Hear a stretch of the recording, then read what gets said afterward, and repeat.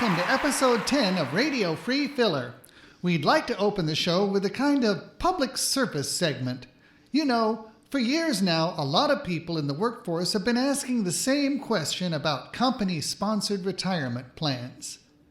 How come all the program presenters are so darned young? It's a good question, you know. I mean, if you're a guy or gal around the age of 40, you can't help noticing that the person standing at the front of the room is probably at least 15 years younger than you, and you can't help wondering, what the heck does this kid know about retirement? I mean, if the kid wants to talk about his recent graduation, I'll be happy to listen, at least until he starts showing photographs, but retirement? Somebody's got to be pulling my wooden leg out from under me. Anyway, a certain friend of mine has managed to put me in touch with a couple of really qualified representatives who say they've got the greatest retirement plan in the world.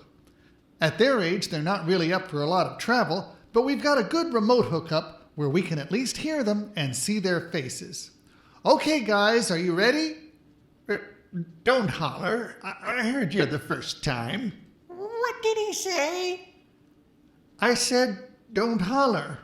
That's what you said. Did he say it too? It seems like everybody's saying it these days. Hi, it's great to see you. It's great to be seen. Nobody bothers to write these days. We have you here on a special long-distance hookup. Not even a postcard. Not even a penny postcard. You keep your old flames out of this, you hear? You'll have to excuse the missus here. She still hasn't forgotten that hayride. What hayride? Well, we were all wondering if you could tell us about your retirement plan. Oh, yes. We have the greatest retirement plan that was ever, Planned? Yes, planned. That's the word. Say, that reminds me of an old story. You keep your old flames out of this, you hear? Say, I was wondering just how long you've been offering this plan. Oh, we don't offer it. We're on it. He's right about that. We haven't worked since. Oh, I remember the year. So when was it? I don't know. I remember the year. I just don't remember when it was. Well, let's just suppose you retired around age 65. How old are you now? I am now at the ripe old age of 113. Oh, no, you don't. I'm not going to let you get away with that one. What's the matter? He likes to lie about his age. Thinks he can impress the ladies. So how old is he really? He's 130 if he's a day. Yes, but I only look 113. And how about you, ma'am? Fine, thanks. How are the wife and kiddies? I meant to ask how old you are. Oh, there's no use asking her. She'll just tell you she's coming up on 29 again. 29? I just knock off the 100 like they used to do with dates. Remember how people used to talk about the swinging 60s? I see. So tell us about this retirement plan you've got.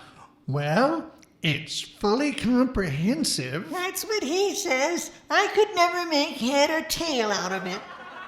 But it takes really good care of us. It provides everything we need. He's right there, you know. It covers housing, food, clothing, medical, dental, vision, gym classes, yoga training, entertainment. Just about everything you could imagine. That sounds fantastic. What's the cost? It's very reasonable.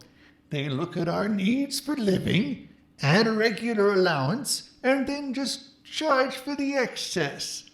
Most of the other plans we looked at cost an arm and a leg.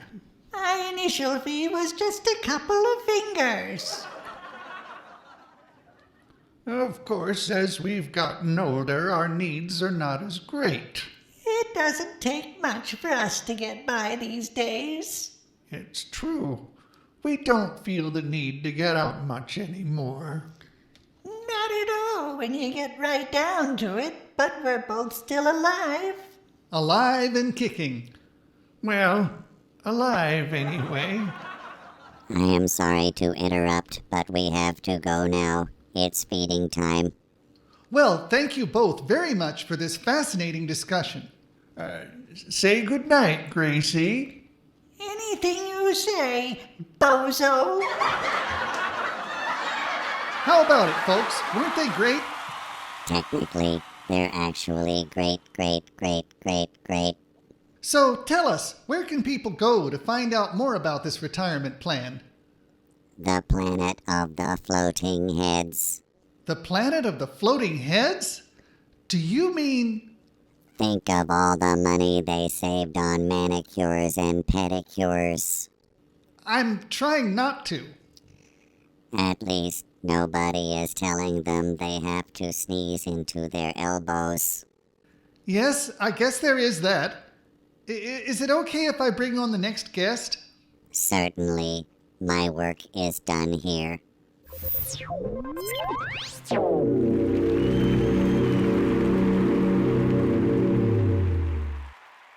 We take you now to the exciting conclusion of a brand new sporting event, the Round the World Marathon. Here's our special color commentator, Ben Blue. Well, thanks, Bob. We've had quite a day down here, let me tell you.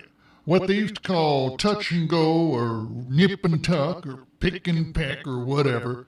Of course, that was before I shot 'em. I thought that was the starting gun. Same difference. Since we're on remote hookup, I was wondering if you could set the scene for our listeners. Why, sure, Bob. We got the gymnasium all laid out with the folding chairs all placed 6 feet apart like you're supposed to. For the spectators? Nope, them's for the participants, Bob. I'm confused. So were the spectators, Bob. That's why they all done left. I'm sorry for interrupting. Please go on with your description. Well, right now, we only got a couple of athletes left as far as I can see. You can actually see them from your position? Why, sure, Bob. They started with about a half dozen all sitting in their folding chairs, but there's only 2 now, 'cause the third one had to go out. An injury? A bathroom break. When you're just sitting around for a 24-hour stretch, sooner or later you just gotta go, you know? Now I'm really confused. How is this race actually run? Well, now, we always said it was a contest of endurance, Bob. We never said anything about running. So what happens? Well, the participants all sit down in these here chairs and wait for the world to do the turning. So they never actually go around the world? Well, not exactly. What it is the world goes around. And you say you started with a half dozen competitors, but only 3 are left. Why is that? Near as I can recall, it was something about something being stupid. Stupid, you say? Yep, one of them went so far as to say that he wanted to be famous, but he'd be hanged before he'd be famous for this. So he dropped out? No, we hanged him, but hold on a minute. We're coming down to the final flag now. The 2 finalists are neck and neck. Now one of them scoots his chair forward a little. Ref blows a whistle. That's telling him to scoot back, 'cause moving the chair, that's a foul, you know. Now he's back in place, but he's leaning, and leaning, and leaning, and oh, son of a gun, he done fell forward out of his chair, flat on his face. And there's the flag, and there's your winner. The last man sitting. Are you going to go in for an interview? Now I'm going to go out for some barbecue. Enough is enough. And thank you, Ben Blue, from the Round the World Marathon.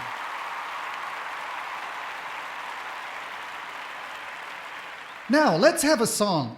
We have a special guest performer for you today. He's that world-famous artist, none other than the original Mistah Spot. I'm sorry, there's been a mistake. I'm not Mistah Spot. Why, of course you are. I'd know you anywhere. I'm afraid it's a case of mistaken identity. Let me explain.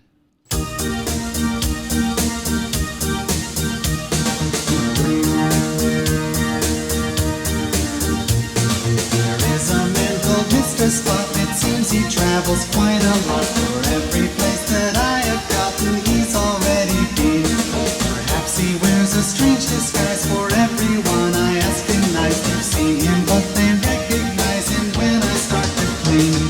They always say, you Mistah Spot, you Mistah Spot, you Mistah Spot. I have to tell them, no, I'm not, I'm only Mr. Me. I'd say they're recognition's poor, but it's a fact I can't ignore. I always get mistaken for a man I've never seen. It might be when I start to mop the floor or wipe the countertop. No matter what, the people stop and tell me what they see. They always say, you Mistah Spot, you Mistah Spot, you Mistah Spot. I have to tell them, no, I'm not, I'm only Mr. Me.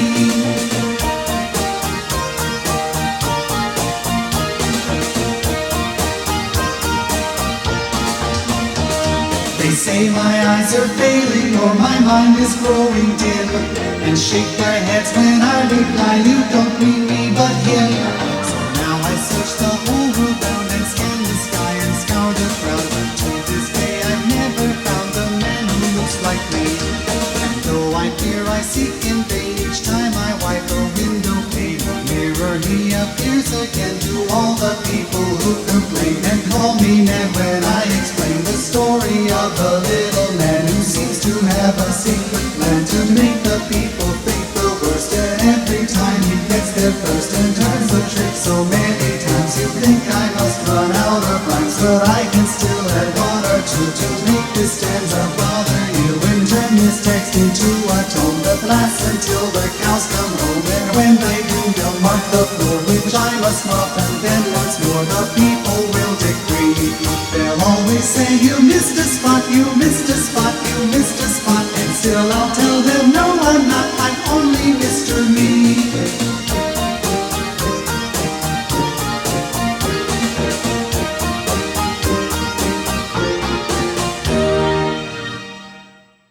You know, I'm really disappointed in you. Everyone is.